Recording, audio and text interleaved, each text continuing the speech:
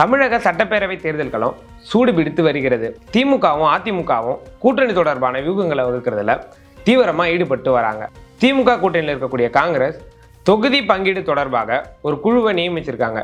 இந்த குழு கட்சியினுடைய மூத்த தலைவர்களோட ஆலோசனை செய்தது. இதில் கடந்த தேர்தலை விட கூடுதலாக தொகுதிகளை பெற வேண்டும் என பேசியதாகவும் தகவல்கள் வெளியாகியுள்ளன. ஆலோசனைக்கு பிறகு அண்ணா அறிவாலயத்தில் தமிழக முதல்வரை சந்தித்து பேச்சுவார்த்தை நடத்தினாங்க.